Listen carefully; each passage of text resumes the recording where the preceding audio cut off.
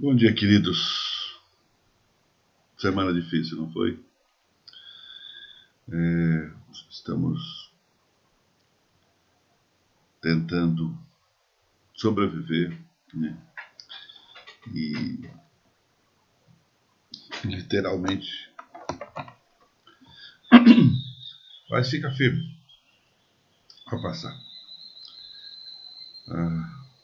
Nós estamos esperando que o Senhor nos guie nesses dias, e Ele tem feito. Fujamos das discussões que não levam a nada e vamos caminhando, tá bom? Eu sei que há muitos que ainda estão trabalhando fora, que precisam. Não apenas a questão financeira, mas a questão de sobrevivência até da própria empresa e tudo mais. Oramos por estes e pedimos a graça do Senhor para cuidar deles. O pior não passou ainda, a gente tem visto isso na história dessa síndrome aqui no nosso mundo. Mas, confiadamente, nós esperamos no Senhor, nos cuidando de uma maneira que a gente não se arrisque mais do que precisa. Cuidemos-nos de nós mesmos, uns dos outros, também da nossa fé. Hoje é domingo. E hoje o nosso encontro vai ser um pouquinho mais longo. Espero que você esteja acompanhando os nossos devocionais diários, se você tem podido estar compartilhando, se você tem condições para isso. É uma maneira de continuar trabalhando a fé, de continuar trabalhando o amor de Deus entre nós. Meu desejo é que ao vermos isso passar, a gente tenha tido a oportunidade de experimentar mais da graça de Deus e sermos mais humildes, mais próximos uns dos outros. Eu sei que essa comunhão dos dias, né, sem sair de casa, é difícil por conta de todo o estresse que isso pode causar. Mas, né, dentre as figurinhas e os vídeos que recebemos, eu recebi, e você recebeu também, que eu acho que eu passei, ou alguém passou, aquela mulher que fala sobre como é que você está vendo a vida, não é? Pelo lado positivo ou pelo lado negativo. E nesse momento você precisa refletir como é que você está vendo de verdade. Está difícil? Claro que está difícil. Mas tem sido uma benção. Né? Estar perto um do outro, conversando mais, experimentando mais, orando juntos. Às vezes tem algumas incompreensões? Tem. Mas é uma chance de nos explicar, de mostrar a nossa perspectiva. Às vezes há um atrito, mas o atrito tem sido conduzido para uma boa condição de nos estimularmos, de não deixar que isso nos domine e lembrarmos que nós amamos. É assim, eu espero que você esteja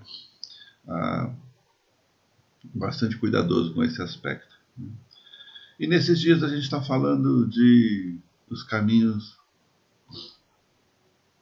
que Deus tem para a nossa vida.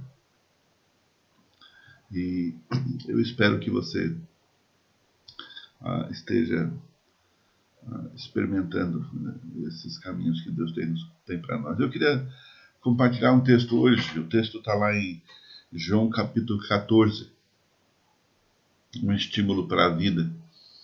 E os caminhos da vida, então, começam naquele que é o autor da vida. O texto começa dizendo, no verso 1, não se turbe o vosso coração, credes em Deus, crede também em mim. Jesus está dizendo que nós precisamos tomar todo o cuidado para que a fé não seja arrancada de nós. Naqueles dias, e lembra, o João está sendo escrito depois desses eventos, é uma perspectiva de quem já passou, né? De quem olhou e pôde fazer uma avaliação do que é que foi bom naquele período que as coisas estão acontecendo, né? Jesus morre e ressuscita, a igreja cresce em Jerusalém, tem aquele evento da perseguição, e hoje nós estamos nesse nosso evento da perseguição. Mas é bom, porque nós estamos conversando sobre isso. Certamente você está com a família, com familiares, com a internet, usando tudo que você pode usar. E certamente, já foi dito isso também, ninguém voltará a ser igual nunca mais, né? Agora, você precisa ter certeza de que o nunca mais é melhor, né? E não pior. Então, Jesus está falando que há necessidade de crer para que o coração não fique comprometido. E coração aqui é vontade, é desejo, é medo, é preocupação exagerada das coisas. Irmãos, nós estamos num momento que não há nenhum tipo de perspectiva de mudanças rápidas sobre a situação que a gente está vivendo. Pelo contrário. Então, ontem nós ficamos sabendo que foi o dia que mais morreu gente em São Paulo. Mas morreram só os velhos. Puxa vida, então os velhos, descartavelmente, poderiam ter ido para a cadeira elétrica. Estou brincando. Mas, brincando com uma coisa séria, né? Mas é uma ilustração. Queridos, a ideia aqui de Jesus é que eu não devo ficar mais do que preciso ficar preocupado com o futuro, com as coisas do futuro. E eu devo viver no presente olhando para o futuro, claro. Mas o futuro, a própria Bíblia diz que o dia cabe o seu próprio mal. Então eu não vou ficar imaginando o pior amanhã, tentando morrer hoje. Mas eu preciso crer que Jesus está no controle, e porque Ele está no controle. Tudo isso tem acontecido pela vontade que Deus tem de nos ensinar, e certamente Ele permitiu. A vontade permissora de Deus numa situação tão adversa e alcançando as pessoas da terra. E será que isso está trazendo o povo mais perto de Deus? Eu não sei. Talvez vai acontecer com alguns, talvez não com outros. Espero que esteja acontecendo com cada um de nós, de fazer algum tipo de introspecção de como você está vivendo o cristianismo. E aí ele diz que nós não devemos ficar preocupados, porque se você creu em Deus, e no caso o judeu aqui tinha Deus como a sua fonte, sua referência, e Jesus fala: agora crede em mim também, né? Creia que eu sou do Pai, creia que eu tenho as respostas para a vida. E a palavra do Novo Testamento, ela vai falar de Cristo. Por quê? Porque Jesus é o autor e consumador da fé. Por quê? Porque Ele vai para a cruz e morre por nós. Daqui a 2 semanas nós estaremos compartilhando da Páscoa. E nós estaremos celebrando a fé pela morte e ressurreição de Cristo, assim como ele fez, e assim como era um costume judaico. E a Páscoa era aquele momento de ver que Deus olha para o seu povo de uma maneira toda peculiar. Você lembra disso. Segundo verso, ele fala assim: na casa do meu pai há muitas moradas, e aqui é lugar de aconchego.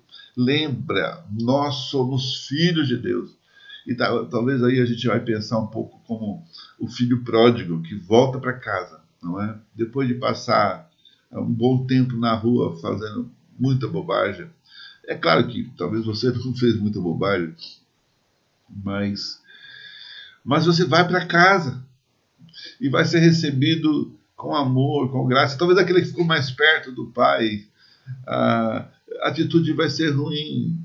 E até entre nós cristãos a gente percebe isso, né? E nem sempre a atitude de quem está mais perto é melhor do que aquela de quem está mais longe. A atitude que eu quero dizer não é a compreensão do pecado, mas é a capacidade de amar e de acreditar que há sinceridade no coração de quem busca mudança, e essa mudança envolve Deus. E ele fala: se assim não fora, eu vou teria dito, pois vou preparar-lhes lugar. Então Jesus está dando uma dica de que ele vai para o lugar onde todos vamos. E ele vai nos esperar porque essa foi a condição dele. Ele veio para nos salvar, ele veio para aquela cruz sofrer e morrer pelo meu pecado, pelo seu pecado. E agora você e eu podemos entrar no céu. Estamos purificados pela morte de Cristo, não pela minha condição, porque eu sei que eu vou continuar pecador sempre. O meu desejo é que os meus pecados não me consumam e não consumam ninguém, e que eu possa me purificar cada dia. Essa é a condição que Jesus nos dá e nos traz cada dia. No verso 3 ele fala: e quando eu for e vos preparar lugar, voltarei e vos receberei para mim mesmo, para que onde eu estou estejais vós também. Então Jesus vai preparar lugar, ele nos capacita a entender esse aspecto da fé, e ele nos mostra que ele está esperando. Ele vai e vai tornar esse ambiente, esse local agradável e promissor e revelador, para que eu e você estejamos certamente prontos para nos alegrar.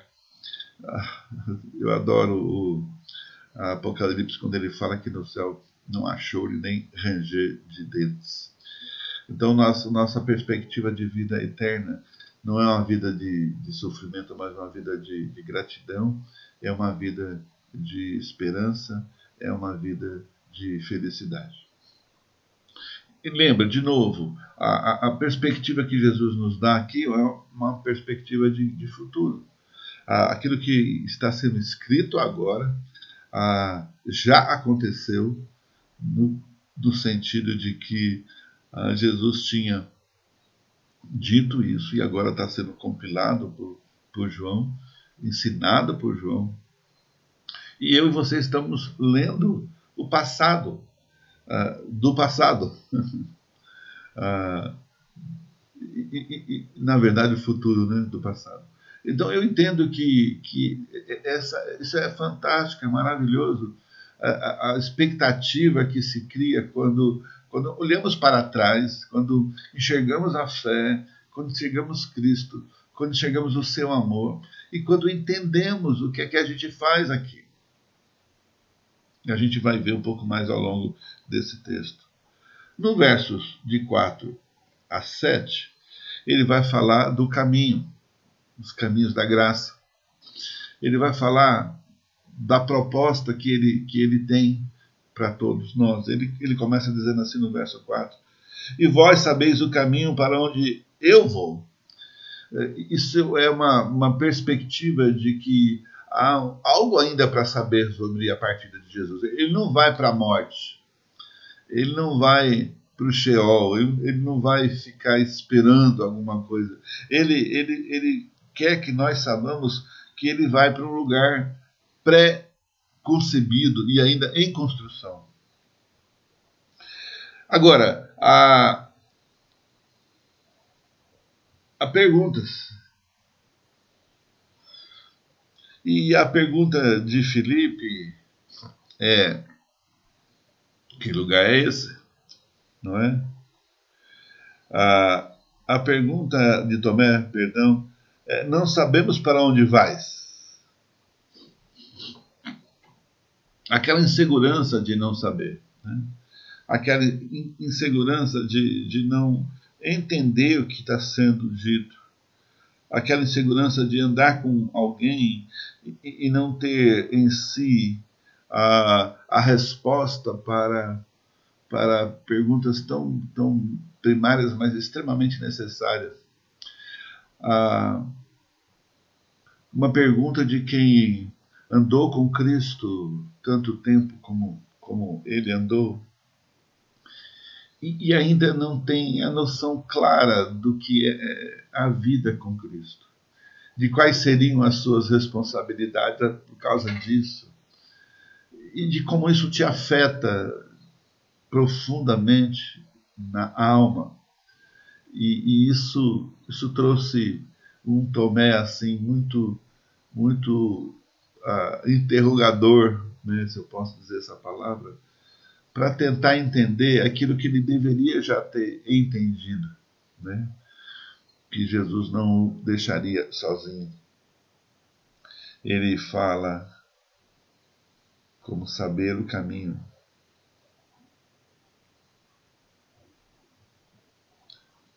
Não sabemos para onde vais. Como saber o caminho? E aí ele avança, e parece que era um problema do grupo também, não apenas de Tomé, ou talvez até fosse uma situação específica de Tomé. E aí ele amplia como se as pessoas ali tivessem sem condições de ouvi-lo. Então, irmãos, eu tenho que ter consciência de qual é o caminho. Eu tenho que ter a perspectiva exata de que eu estou no caminho e sei para onde eu vou, né? Essa é a questão que Jesus quer trazer aqui. Jesus continua falando e ele diz de uma maneira mais clara e mais profunda na resposta a Tomé. Ele diz: eu sou o caminho. Eu sou o caminho. Será que andar comigo não foi suficiente para entender isso? O caminho é o que eu sigo, eu persigo, que eu amo, que eu cuido, que eu levo pessoas a andarem comigo. Ele diz: eu sou o caminho. Eu sou o caminho. Não o caminho onde você vai pisar, mas onde você vai andar, na minha mente, no meu coração, nas perspectivas, nos valores, no propósito. Eu sou o caminho. Esse é um ponto básico da fé. E eu e você precisamos ter bastante cuidado quando nós indagamos sobre isso, porque eu preciso saber que estou no caminho. E o caminho é Cristo. E a vida de Cristo é, digamos assim, a sinalização da estrada. E ele acrescenta: eu sou o caminho, mas também eu sou a verdade. A verdade é a inteireza de coração, é onde nós vamos confiadamente nos apropriando cada dia, como um projeto pessoal de estar com a mente de Cristo. E eu espero que cada um de nós hoje esteja nesse propósito de identificar esse Cristo, de caminhar por ele e crer que a verdade está nele. A verdade é esse propósito. Eu sou o caminho, a verdade e a vida. Que vida? A vida que continua depois desse passeio na Terra, né? Depois dessa vivência na Terra, que dura para alguns um pouco mais, para outros um pouco menos, né? E no meio dessa situação a gente fica imaginando que é isso mesmo, né? A vida é perene, é como uma flor que nasce de manhã e à noite ela já se foi. E ele diz também que ninguém vai ao Pai senão por mim. O caminho da casa do Pai passa por Jesus, passa pela fé, passa pela cruz, passa pela identidade, passa pelo projeto de vida, passa pelas ações de comunidade. Jesus não é isoladamente um líder que quer ser seguido, mas quer ser obedecido, mas não quer ser seguido. Jesus quer ser obedecido, mas ele quer que essa obediência traga você mais perto dele. E ele acrescenta que no verso 7, se vós me tivesses conhecido, conheceríeis também a meu Pai. Essa é aquela, logo em seguida, a pergunta de Filipe, mostra-me, ou mostra-nos, o Pai.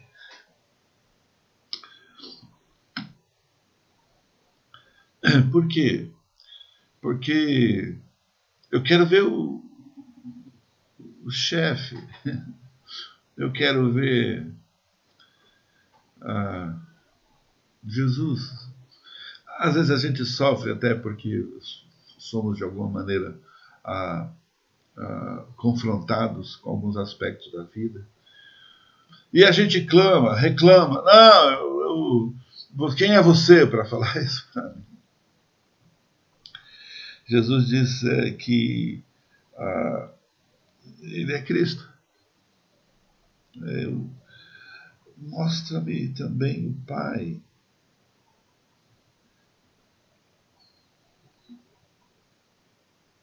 No verso 9, Jesus diz: Filipe, há tanto tempo estou convosco e não me tens conhecido? Será que andar com Cristo é um limitador?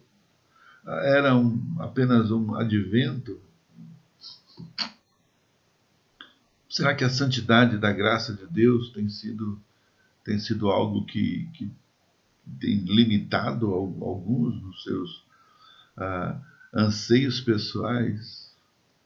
Então, andar com Cristo, às vezes, não é conhecê-lo.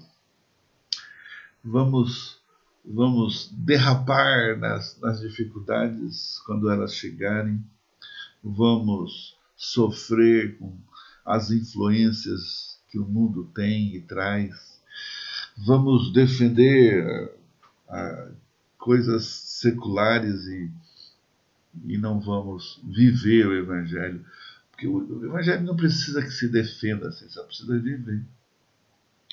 Então Jesus está questionando Filipe, porque parecia que ele estava vivendo uma vida dupla. Como às vezes vemos nossos irmãos vivendo, fazendo, alguns que deixam a fé, abandonam a comunidade, porque não está do jeito que eles querem, não está do jeito que eles querem, não está suprindo as suas necessidades individuais, mas a vida cristã é um projeto do outro. Lembra? Deus decidiu ser amado no próximo. Então eu quero que a gente reflita sobre esse assunto, assim como Jesus está aqui escrevendo para aqueles que estavam naquele momento e olhando para trás, perceberam o quão é profundo e necessário aquilo. Né? No verso 10 ele diz: não crescem que eu estou no Pai e que o Pai está em mim? As palavras que eu vos digo, não as digo por mim mesmo, mas o Pai que permanece em mim faz as suas obras. Então, há uma perspectiva de que precisamos entender que Deus está trabalhando, fazendo e vivendo o projeto dele em nós e nós nele. Não fique angustiado em tentar entender o outro. Faça aquilo que Deus já tem falado para você e viva. Você não tem que ter, e você não é responsável pelo próximo. Nesse sentido de sofrer por causa dele, você deve continuar falando, vivendo E o viver fala mais alto do que qualquer palavra que eu possa falar e que você também possa. E Jesus está dizendo exatamente isso. Né? Crede-me, verso 11.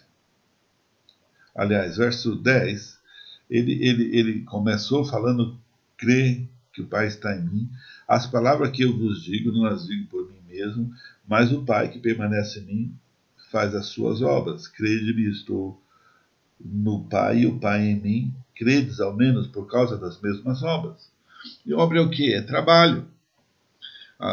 O cristianismo não é uma coisa filosófica, embora também seja, mas é trabalho, é algo que você faz, lembra?